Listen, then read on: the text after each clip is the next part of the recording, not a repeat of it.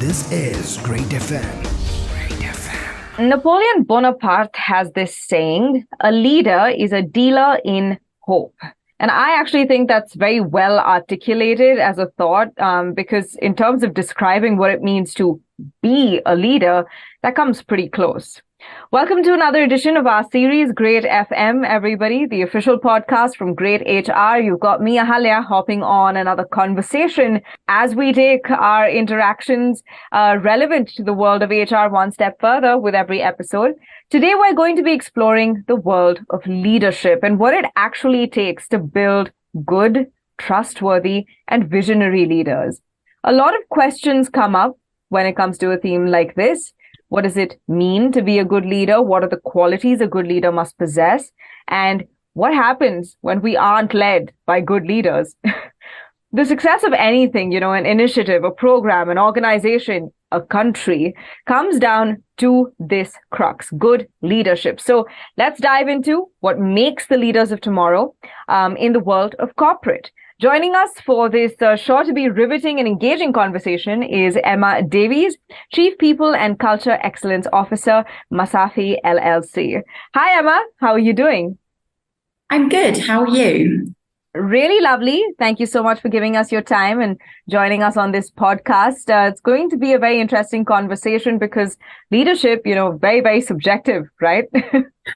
Very, very subjective. And there are many different methods and ways.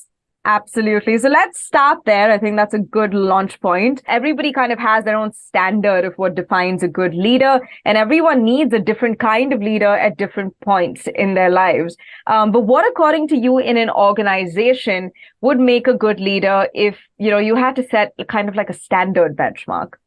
Well, certainly for me, it's about being people focused. I think when we talk about leaderships and we talk about leaders who have amazing strategies, it's all very well to have a strategy, but if you haven't got the people behind you or with you, more importantly, then the strategy is going to fail. I'd like to say it's 100% of businesses, people are the biggest asset. Not sure whether I'm right, but I'll go with that. If you've got a leader who's looking at the team, looking at the well-being, motivation, and the growth of their team, that team will deliver anything for you. And for me, that's what good leaders do. They facilitate those great work environments where everybody feels heard and empowered.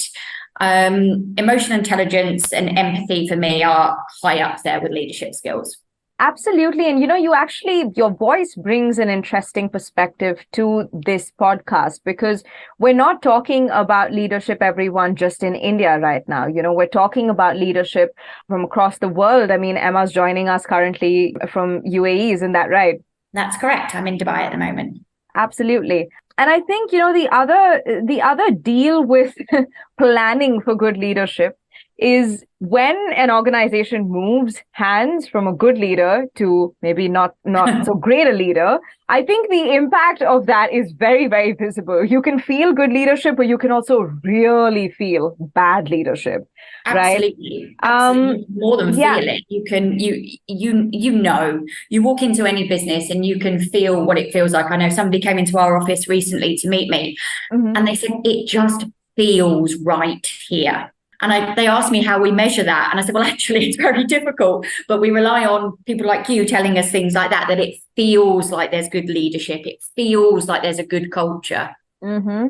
No, you're so right about that because it is a cultural thing, right? A good leader can sort of make that cultural impact. But I think when we look at the world today and we look at this idea of ensuring good leadership, as if it's a revolving door, especially in the context of corporate and organizations, how can HR come in and create that sort of momentum? Is that even possible in the first place?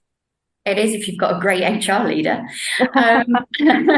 Look, the failure, there's a book written about this. Naveen Nazim, he has written a book on the cost of executive transitions, failures in leadership. Can't remember the exact number off the top of my head, but it's insane. So you think about if you've got a leader who's leaving when say they're on a 6-month notice and they switch off, So you lose 6 months of leadership. You then have to bring the new person in. You have to onboard them. And whatever you say, there's very few people who are going to hit the ground running as an amazing leader. You've got to get trust from your people. Trust doesn't happen overnight. So the cost of this failing is insane for businesses. So HR plays such a big role in this, because we can make or break it for people if you like. You know, we ultimately probably do have closest to the final say on a hire. We start the process. So if we put the wrong candidates in front of the decision makers, there you go, there's failing one. Succession planning, and I'm really interested, and something we work a lot on is cross succession planning. You don't need to have been, let's talk about HR, the HR manager to go up to a CRHO. What other roles can come into that? The same with the CFO. So how do you look at that cross succession? And it's really interesting, because when you go back to leadership, there is technical sides, but a lot of it comes down to the person. So it's that leadership mindset, fostering that at all levels. Looking at your potential leaders, even if you don't have a pipeline role for them at the moment, but making sure those people are well engaged and managed in the business. And then obviously there are development programs, but for me, development programs with leaders should really be focusing on cross skills. So for instance, one of my weaknesses before I came here was within finance. So that was something that I had to really learn, and spent a lot of time working with our finance team and our CFO, understanding how my role was actually very commercial. And it's something that we've changed a lot here. So I think that leadership development programs work, but I believe they are very individual as well. That's a really interesting perspective, Emma. And also thank you for bringing up the phenomenon of succession planning. I think that's a really, I mean, it really does seem, like we're planning in a big way for the future. And it seems like this grand thing. And in many ways it is. And that, that leads me to the next question, which is when you're looking, for example, as a, culture and a people officer, you're looking to build a culture of good leadership, in some sense as well. What are the tenets that the pillars that you're hoping to build as a part of that culture? Look, I mean, I am, in my mind, the CRHO role is the ethics. It's not your internal audit who might do your investigations. With the ethics, so we set the standard for good leadership. We say what should be done, and we are always on display. We should always be doing it right.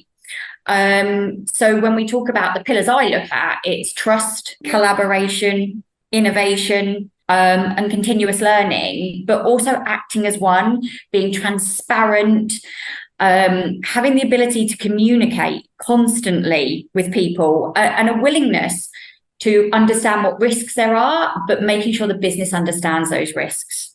Okay, those are pretty succinct, actually. I think it's easy, but it's a lot easier said than done, for sure. I think that's why we've seen so many organizations do really well and some do really badly.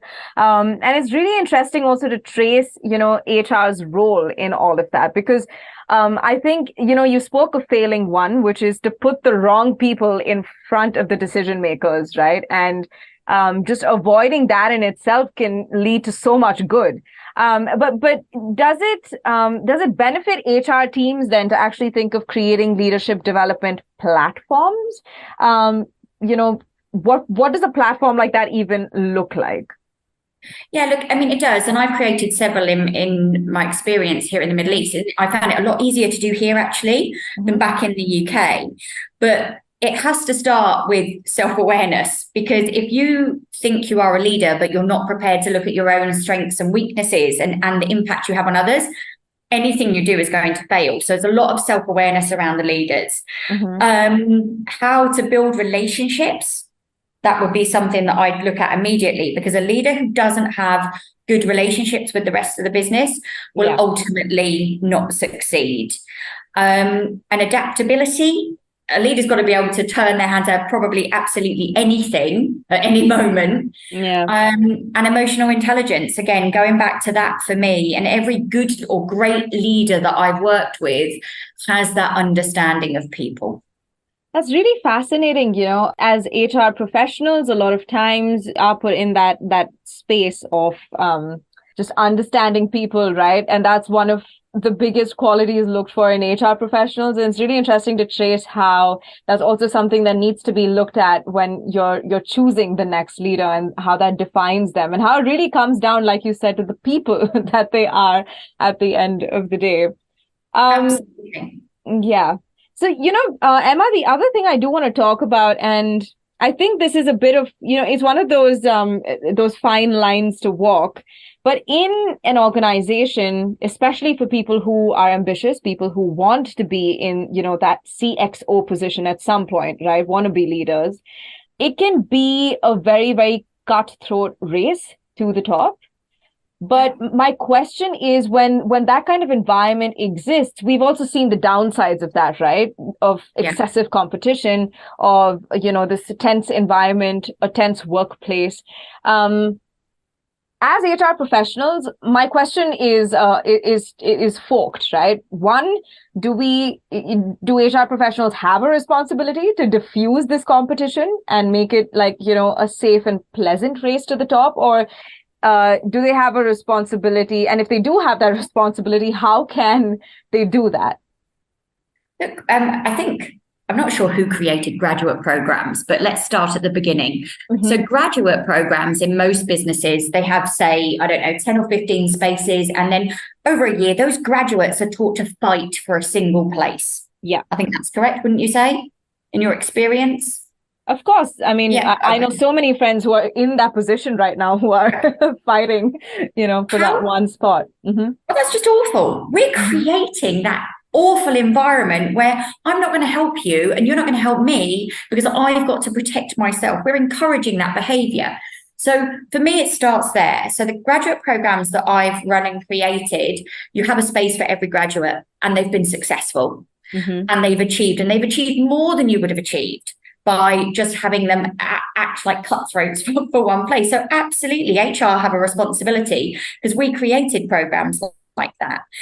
Everybody needs to be recognized. So when you're running leadership programs, you do them as teams. You don't do, I know schools these days aren't allowed to have winners and things, but they're kind of right in some ways. But it's about making sure that everybody feels valued and that they can contribute. Because you imagine being that one person that walks away being told you're failed, and the impact that could have on your career for the rest of your life, because you're told, well, you didn't do very well at that, because your feedback isn't given correct, or there was only one place, so someone had to win.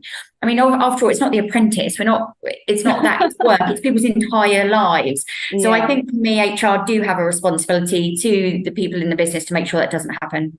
No, that's very interesting. And also, there is something to be said for the fact that, a leader forged out of that kind of competitive environment, the chances that they may not be the most empathetic are also kind of high. So maybe that's a bit counterproductive, everyone. And maybe we should be thinking about forging leaders out of more happy environments, right? Yeah, absolutely. Exactly.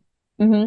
Now, I want to also position ourselves when in the conversation of leadership development, I want to position ourselves in the context of today, Emma.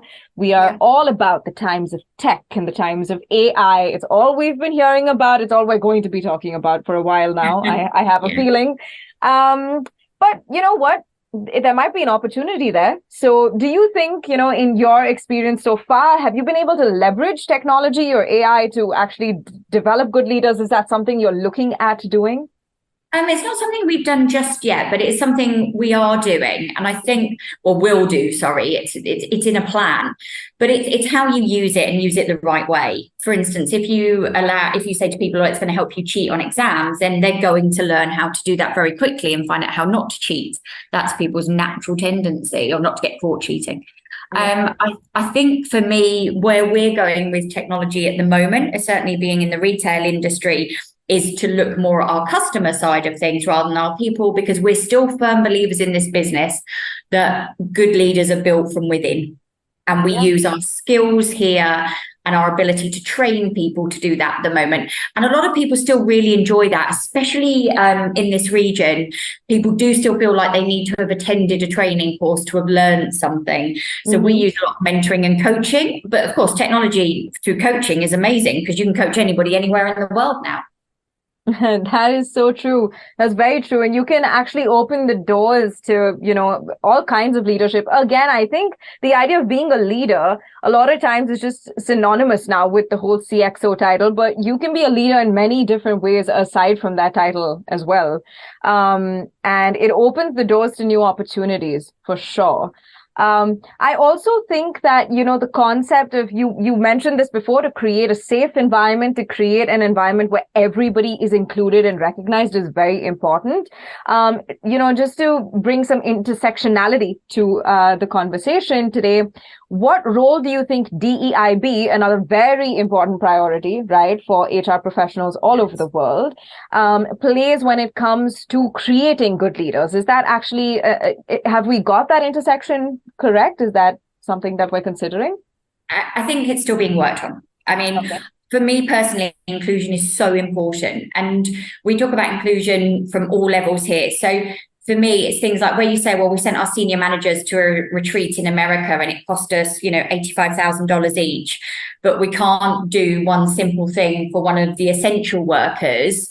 That's not inclusive behavior. Mm-hmm. So look at your entire business, look at the inclusion and say, is everybody treated? And it is, I get when people say, well, the cleaner doesn't have the same medical insurance as the CEO. No, they don't, but they should feel included. They should feel that they are valued from something mm-hmm. like that. Diversity is something we manage a lot here. We're doing a lot of unconscious bias training around our recruitment as well, to make sure that we keep a diverse team, because that's what brings the business together. That's what fosters innovation, brings you completely wide-ranging perspectives. Mm-hmm. And belonging, I think, we're going to see more and more of that this year, because people want to feel like they belong. And no, it's not a family being at work, because it's a very different experience, but it's I feel like I belong here. I feel valued. I feel included. And I feel that I've got equity. That just creates a supportive work environment, and teams that have got that will feel more valued and engaged as well. Yeah, absolutely. And again, I think it's just such a domino effect, when someone feels included, they're a lot more likely to be proactive, to take initiative, to be actively engaged with the work they're doing. That brings good results, not just for the person and their personal development, but also for the organization and their goals, right? And then that success could then foster good leadership. And it's just like a cycle. So unless we break the bad ones, we won't be able to really create any of the good cycles, which is what I think we really need to be doing. Awesome. So Emma, this has been a fantastic conversation. You've brought so many unique perspectives, but I think, people relate also to just good examples, to having role models. So as we reach the tail end of today's podcast, I do want to just leave the floor open to you for you to take us through, some examples, the best modern day leaders, according to you, and why they are symbols of good leadership. That would be very interesting to hear from you. Okay, mine are a bit different from normal. So, I have chosen 3 women. That wasn't deliberate. So Michelle Obama for me, absolutely incredible woman. I know they're called First Lady and that, but she was the power, and what she's done with her work since then and how she's led is fantastic. Her resilience, her authenticity, and determination really stand out for me. The second one is actually a lady you may not have heard of, called Jamie Kern-Lima. Now, she's a co-founder. Well, she was a founder, actually, of IT Cosmetics. Now, Jamie created cosmetics because she was a TV host, and one day she had a flare-up of her skin online. And when I listened to her story, when Jamie was pitching her product, basically a group of executive males told her that because she didn't look the part, she couldn't possibly be selling cosmetics and be a leader. So her ability, that she basically sold the business for 1.2 million, I think, to L'Oreal, but she focused on people, solving problems for people. So she's got a very customer centric approach as a leader, but also she champions diversity in the beauty industry. So for me, that was incredible, especially in an industry that doesn't actually do that. Yeah, they were my 2 main ones, actually. You know what? That's fantastic. I think you're right. Michelle Obama, we've all heard of her, but very, very interesting to see the story behind It Cosmetics. And again, I think it's fantastic that we're talking about, what it means to be a good leader. Thank you so very much, Emma. It's clear from all of the work you've been doing, your approach, as an HR professional and your approach towards, developing good leadership, that at least your organization is in safe hands. I can say that at least. Thank you so much for your perspectives on this edition of Great FM. Thank you. And, the quote in the beginning, everyone still stands true, that it really is someone who delivers hope, right? Delivers hope of a better... I loved that quote, actually. Delivers hope. And I think if most leaders can wake up every morning and say, that's my role for the day, then what an incredible place work would be for people. Absolutely. Better than family. And that's if you have good relationships with your family. But yeah, it really is just about that. So I guess what we can take from this conversation is that being a leader, a good leader, has a lot to do with being a good human being. And if we can work on one, we're probably working side by side on the other.